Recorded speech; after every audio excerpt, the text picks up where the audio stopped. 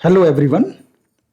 आज हम लोग पार्ट्स ऑफ द सेंटेंस के विषय में जानकारी प्राप्त करेंगे। इसके प्रीवियस लेक्चर में हम लोगों ने काइंड्स ऑफ सेंटेंसेस के विषय में डिटेल जानकारी प्राप्त की। आज हम लोग सेंटेंस को कितने भाग में मुख्य रूप से डिवाइड कर सकते हैं उस पर हम लोग बात करते हैं। नहीं, वाक्य के भाग मुख्य रूप से कहा जाए तो पार्ट्स ऑफ सेंटेंस यानी वाक्य के दो भाग होते हैं, सब्जेक्ट और प्रेडिकेट। सब्जेक्ट और प्रेडिकेट मुख्य रूप से दो भाग में सेंटेंस को हम बांटते हैं। अभी हम यहां पर केवल सब्जेक्ट की बात करेंगे, कर्ता की बात करेंगे, जिसको हिंदी में हम कर्ता बोलते हैं, इंग्लिश में इसको सब्जेक्ट बोला जाता है। देख लेते हैं कि सब्जेक्ट क्या होता है, कैसे इसको जानेंगे कि ये सब्जेक्ट है। The subject denotes the person or thing about which something is said in the sentence। कर्ता से मतलब या कर्ता से तात्पर्य उस व्यक्ति या वस्तु से है जिसके बारे में वाक्य में कुछ कहा जाता है। ठीक है, अब इसको हम एक सेंटेंस के माध्यम से हम समझ लेते हैं, क्योंकि जो सब्जेक्ट होगा वो सेंटेंस में ही आपको फाइंड आउट करना है। सेंटेंस ये है, राम रोट अ लेटर। ये पूरा एक सेंटेंस है। इस सेंटेंस में देखा जाए तो किसके बारे में कुछ कहा जा रहा है? निश्चित रूप से इस सेंटेंस में राम के बारे में कुछ कहा जा रहा है। राम रोट ए लेटर, और उसकी डेफिनेशन भी है, कर्ता से मतलब भी होता है उस व्यक्ति या वस्तु से होता है जिसके बारे में वाक्य में कुछ कहा जाता है। यानी इस सेंटेंस में Ram wrote a letter sentence में राम के बारे में बताया जा रहा है, इसलिए राम यहां पर सब्जेक्ट या कर्ता होगा। दूसरा सेंटेंस देख लेते हैं, ही लाइक्स फ्रूट्स। यहां पर इस सेंटेंस में किसके बारे में बात की जा रही है या किसके बारे में कुछ कहा जा रहा है? ही के बारे में, उसके बारे में कुछ कहा जा रहा है। तो यहां पर ही इस सेंटेंस का सब्जेक्ट या कर्ता होगा। थर्ड सेंटेंस देख लेते हैं, the singing of the birds delights us. यानी चिड़ियों का गाना हमें आनंद प्रदान करता है या हमें खुशी प्रदान करता है। इस सेंटेंस में किसके बारे में कुछ कहा जा रहा है? यहां पर the singing of the words के विषय में यानी चिड़ियों के गाने के विषय में कुछ कहा जा रहा है। तो इस सेंटेंस में ये पार्ट जो है the singing of the words, ये सब्जेक्ट होगा या कर्ता होगा। अभी क्लियर हो गया है? The subject denotes the person और thing about which something is said in the sentence. यानी कर्ता से तात्पर्य उस व्यक्ति या वस्तु से है जिसके बारे में वाक्य में कुछ कहा जाता है।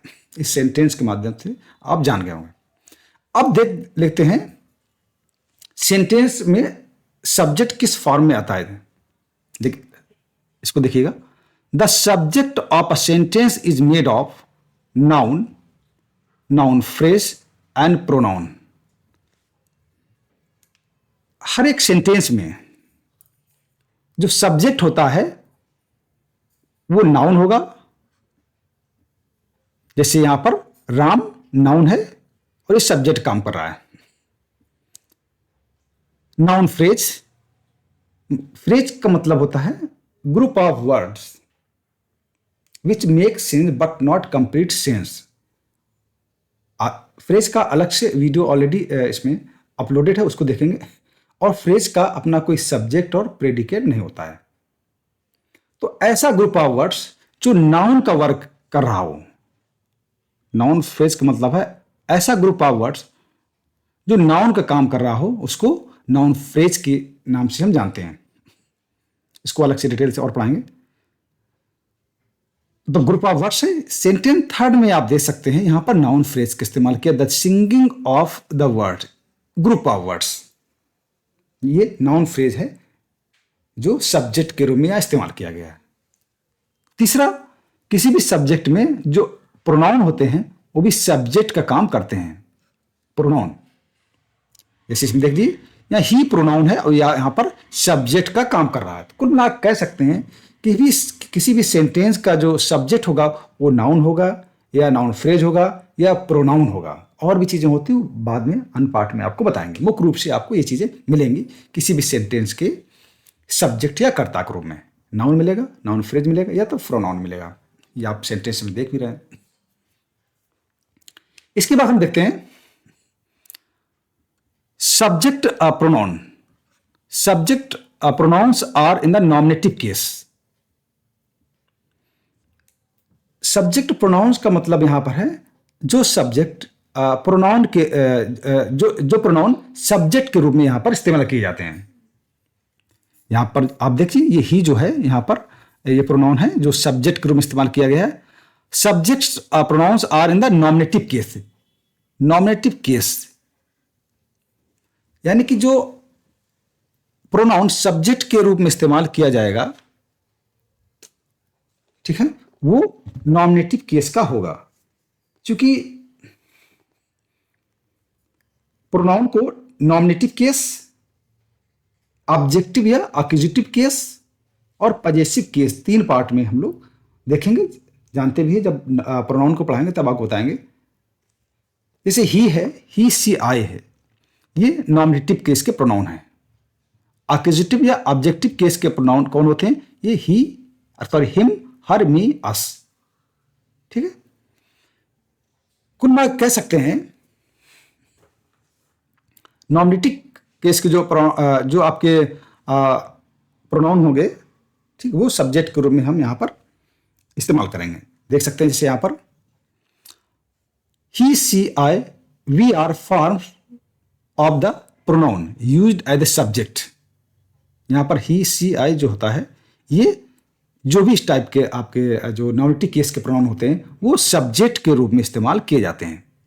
जबकि एक्यूजिटिव केस के जो प्रोनाउन होते हैं वो कौन कौन से होते हैं? हिम, हर, मी, अस। ये किसी सेंटेंस के ऑब्जेक्ट के रूप में प्रयोग किए जाते हैं, यूज किए जाते हैं। जैसे सेंटेंस देखिए, ही लाइक्स हर। यहां पर ही जो है प्रोनाउन है और ये नॉमिनेटिव केस का प्रोनाउन है इस सेंटेंस, क्योंकि नॉमिनेटिव केस के ही प्रोनाउन सब्जेक्ट के रूप में इस्तेमाल किए जाते हैं। इसीलिए यहां पर ही जो है ये नॉमिनेटिव केस का प्रोनाउन यहां पर प्रयोग किया गया है। ठीक है, इसके बाद सेंटेंस सेकंड देख लेते हैं, सी लाइक्स हिम। यहां पर जो सी है सब्जेक्ट के रूप में ये नॉमिनेटिव केस का प्रोनाउन प्रयोग किया गया है। यानी कह सकते हैं कि ऑब्जेक्टिव केस के या एक्यूजिटिव केस के प्रोनाउन को हम सब्जेक्ट के रूप में इस्तेमाल नहीं करेंगे। इसे ऐसा नहीं कह सकते हैं हिम लाइक सी, हिम लाइक सी, यानी हिम लाइक सी, यानी हिम को हम ऑब्जेक्ट के रूप में, सॉरी, सब्जेक्ट के रूप में इस्तेमाल हम नहीं करेंगे। ये यहां पर बताना चाहते हैं। कुल मिला कहने के कि जो नॉमिनेटिव केस के जो प्रोनाउन होंगे वही सब्जेक्ट के रूप में हम इस्तेमाल करेंगे।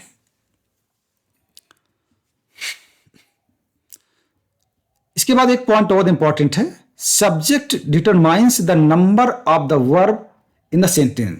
सब्जेक्ट निश्चित करता है कि वर्ब का प्रयोग हम किस तरीके से करने जा रहे हैं। Subject determines the number of the verb, यानी सब्जेक्ट बताएगा कि आप जो वर्ब का प्रयोग करने जा रहे हैं सेंटेंस में वो वर्ब सिंगुलर होना चाहिए या प्लूरल होनी चाहिए।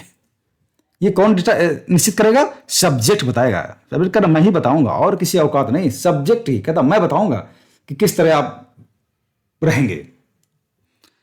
दिस सेंटेंस देख लीजिए, ही वर्क्स लेट।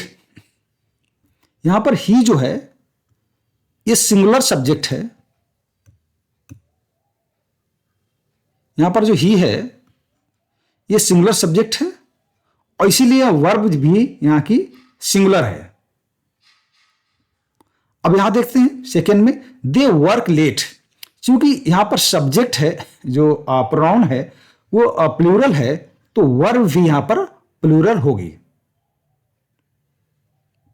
इसीलिए कहा जाता है subject determines the number of the verb in the sentence.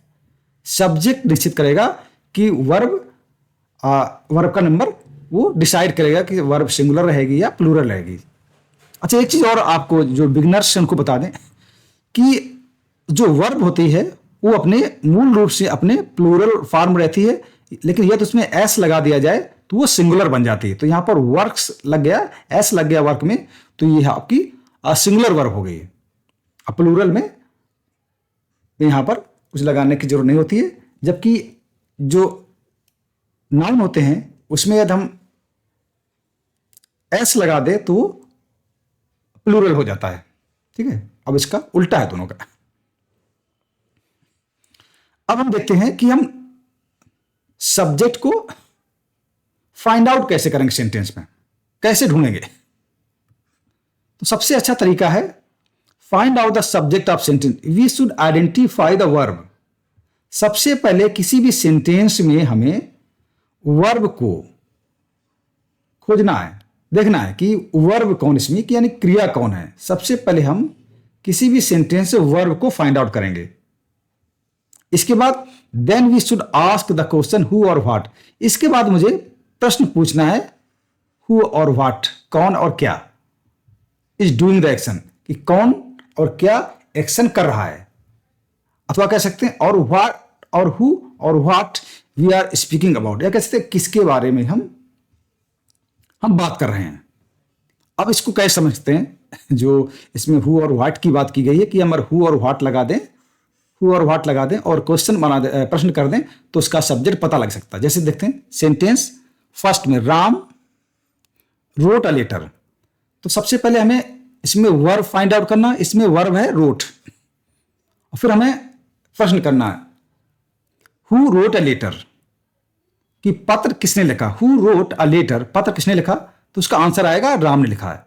तो इस तरीके से हम जान जाएंगे कि यहां पर सब्जेक्ट राम है। सेकेंड सेंटेंस दे लेते हैं ही लाइक्स फ्रूट्स। इसमें सबसे पहले वर्ब को ढूंढेंगे, तो इसमें लाइक्स जो है ये वर्ब है, और क्वेश्चन करेंगे who likes fruit, who like fruit, तो निश्चित रूप से इसका आंसर आएगा ही, उसने लिखा, तो ये इसका सब्जेक्ट इसका होगा। सेकेंड सेंटेंस दे लेते हैं the singing of the birds delights अस।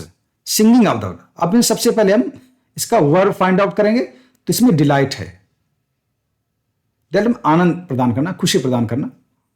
तो इसमें प्रश्न करेंगे व्हाट डिलाइट्स अस, क्या मुझे आनंद देता है। व्हाट डिलाइट्स अस, प्रश्न करेंगे व्हाट डिलाइट्स अस, हमें क्या आनंद प्रदान करता है। तो निश्चित रूप से the singing of the birds, चिड़ियों का गाना मुझे आनंद प्रदान करता है। तो यही आपका इसका सब्जेक्ट होगा इस सेंटेंस का। कुल मिला करके हु और व्हाट लगा करके हम सब्जेक्ट को किसी भी सेंटेंस में फाइंड आउट कर सकते हैं। तो ये कुछ बेसिक चीजें हैं जो किसी सब्जेक्ट में पाई जाती हैं। ये सब चीजें सभी स्टूडेंट्स को, अब सभी बच्चों को ये मालूम होना चाहिए, और ये पढ़ाई भी जानी चाहिए। क्योंकि अगर हमको कुछ लिखने का बोल दिया, सपोज करिए डिस्क्रिप्टिव कोई क्वेश्चन आ जाए, आप पूछ दिया कि व्हाट इज सब्जेक्ट, और कुछ वर्ड्स का लिमिटेशन कर दिया जाए कि इतने लिखने, तो लिख नहीं पाएंगे। जबकि अभी भी बहुत चीज़ें इसमें हैं जो और बताई जा सकती हैं सब्जेक्ट में, और क्या क्या चीज़ें होती हैं वो इसके नेक्स्ट पार्ट में बताएंगे। तो कहने का मतलब सभी चीज़ जानकारी है तो आप इसको समझ पाएंगे और बच्चों को करा भी पाएंगे और स्वयं भी कर पाएंगे। ये कुछ इंपॉर्टेंट चीज़ें हैं। एक चीज़ और देखना, बड़ा मजे की बात है इसमें, जैसे यहाँ पर हम आपको बेसिक्स इसलिए पढ़ाने से फ्रेज की यहाँ पर बात आई थी, आपकी फ्रेज की बात आई, ये फ्रेज, इसीलिए मैंने फ्रेज आपको पहले पढ़ाया था। फ्रेज जब तक पता नहीं तो इस रूल्स को आप समझ ही नहीं पाएंगे। अब जैसे हमने नॉमिनेटिव केस आपको नहीं पढ़ाया था, नॉमिनेटिव केस को हमने पढ़ा ही नहीं था, जबकि पहले पढ़ा। अब इसको समझने में आपको दिक्कत, हालांकि इसका अलग वीडियो हम बनाएंगे। नॉमिनेटिव केस का मतलब होता है जो नाउन या प्रोनाउन वर्ब के सब्जेक्ट के रूप में काम करते हैं या सब्जेक्ट के रूप में इस्तेमाल किए जाते हैं, उनको नॉमिनेटिव केस के प्रोनाउन हम कहते हैं। ये ध्यान रखिएगा, नॉमिनेटिव केस का मतलब होता है नाउन या pronoun that functions as a subject of a verb is placed in the nominative case, उनको नॉमिनेटिव केस के अंतर्गत हम लाते हैं। ठीक है, ये इसका मतलब होता है।